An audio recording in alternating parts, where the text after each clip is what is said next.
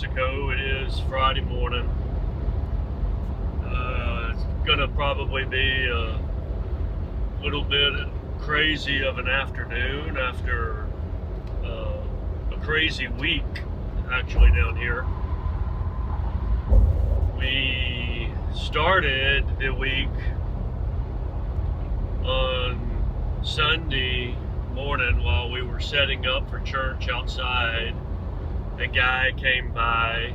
He's a guy we've seen him at the free clinic. Erica had mentioned that she had seen him and had prayed for him and had just got a sense that there was kind of this darkness around him. And anyway, he came back on Sunday morning while we were setting up for church and said that he wanted to be prayed for and that he felt like he had like a demon inside of him. So Father Daniel and I, we prayed for him, and then we invited him to church with us and told him we would meet with him more afterward. He ended up had some errand he had to run conveniently and left during church, but then he came back afterwards and we prayed for him more, and it was that sort of I don't know what you think about demons and evil spirits. If you don't believe in them, then we probably have different opinions on that, but that's all right. But this guy had something, and so that was our Sunday, unexpectedly. And then Monday, we started into in-person school at the school, and we have, so one thing, if any of you guys who are watching this are Presbyterian, PCA, I just want to give a little shout out to your folks down here on the border. We started a school 3 years ago, and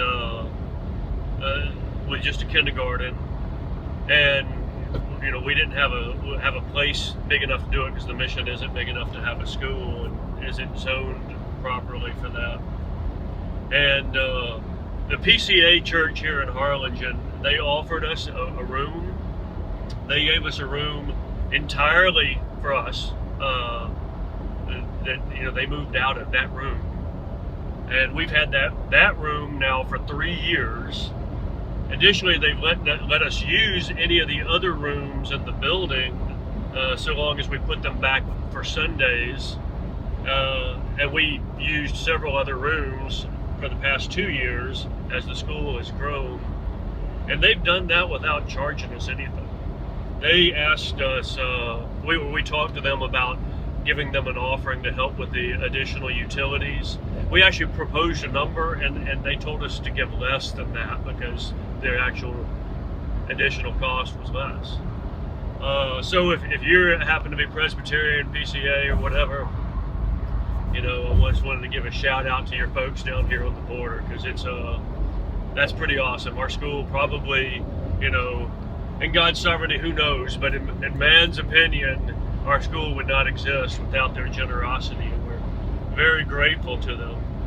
And we started our school there. We've actually outgrown that building, and talk about that in just a second. So we've been looking to move into a different building, but the different building stuff hadn't come along yet. So in-person classes started this past Monday, and so that in itself was a big deal. We had a lot of work to get done with that, get ready for that, and to transition our school and our teachers and everything from being online school to being in-person school, which I'm sure some of y'all are teachers and know how much of a huge job that in itself is.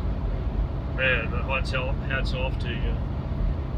And so then that was our Monday, and then that afternoon we actually finally signed the lease on the new building that we've been trying to move into, which is at the Seventh-day Adventist Church. And it's a building that they actually built as a school, so we're excited about that. And So we got everything ready for that, and then on Thursday afternoon, which is yesterday, we just moved our entire school from the Presbyterian church to the Seventh-day Adventist church during the school day.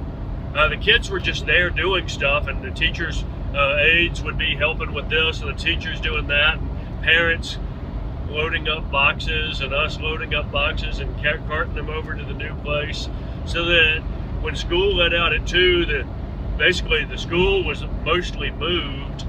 The parents picked up their kids, the teachers picked up, and teachers' aides picked up what was left, and we moved the rest of the school over to the new building. And so that was crazy. And then this morning, another thing that we've had a guy in our church. He and his, we actually got to consecrate their wedding last year, 2019, and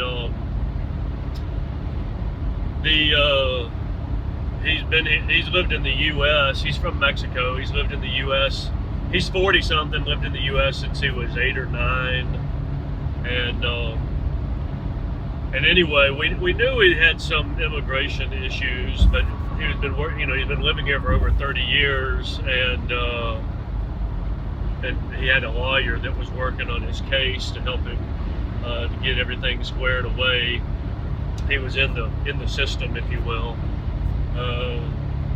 Anyway, this week he was deported, and decided that he was not going to be able to stay here. So his wife is obviously distraught about that, and she's got her own story, which is for reasons to be scared to go to Mexico, and he's now in Mexico and is in one of the cities that we work in. So she made him a big old bag of clothes and phone and personal items that he needs, and so I'm going over to do communion with Isaiah 55, and so I'm going to meet with him first of all and give him this stuff, and then try to help him figure out. I mean, I don't know what's going to happen. Hopefully he's got a plan. I don't know how to come up with a plan, but hopefully he's got a plan for what's next. I have no idea what to even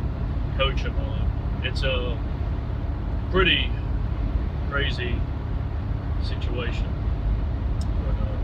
But anyway, that's what this afternoon is probably going to be about once I get over there.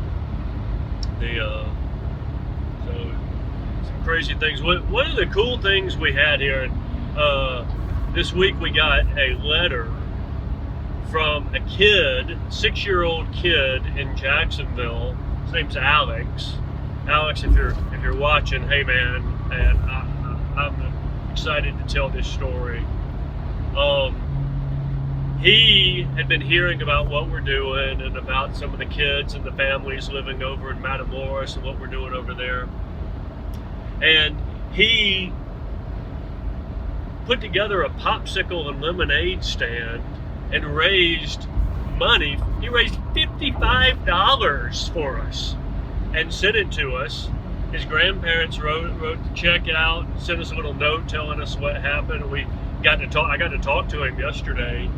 He made this picture, and hopefully I can make it so that you can superimpose the picture over the video right now.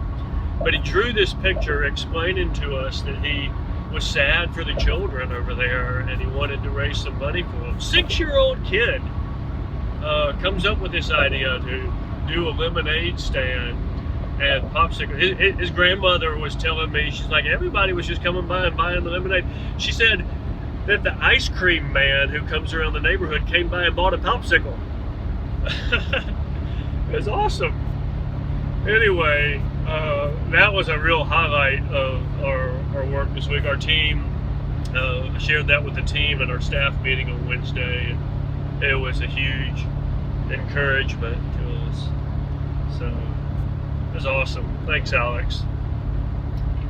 So that, the crazy week, can't really say it's terribly more crazy than other weeks, but it is a little bit more going on this week than is usually the case. I last Friday, the first time, I don't know, some of y'all probably already caught it, but started a new podcast and actually putting it on video here on YouTube as well. It's kind of a Lectio Divina thing. I don't know if you're familiar with that term, but it just means holy reading, divine reading. It's pretty ancient practice of where you take usually a short passage of scripture and you kind of read it meditatively. There's different forms for doing it. But mostly it's just a short meditative reading on a selection of Holy Scripture. You know, maybe taking a word at a time or a phrase at a time, and kind of mulling that over with God and asking Him, what does He have for you in this? What is He trying to show you, to teach you? Where does He want to form you? What does He want to pull out and discuss? Or maybe it's not even that intellectual of an enterprise. Maybe there's something that's more at the level of spirit rather than at the level of mind. But anyway, it's an old practice. And then, you know, our school is a Charlotte Mason school, and there's some different ways of memorization techniques that Charlotte Mason has. And so kind of combine those two things into a new podcast where we're going to spend time mulling over meditatively a short selection of scripture, and then we'll come back to it every now and again while we mull over new selections. And so hopefully it will be both a meditative and a tool for scripture memorization. It's called 5 minutes for the rest of your life.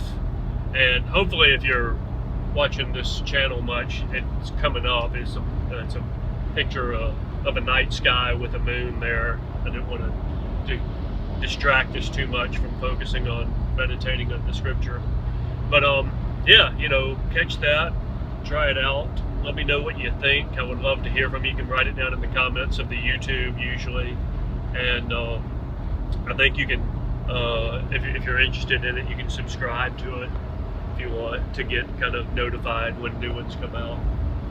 But anyhow, going on down here at Trinity on the Border today, this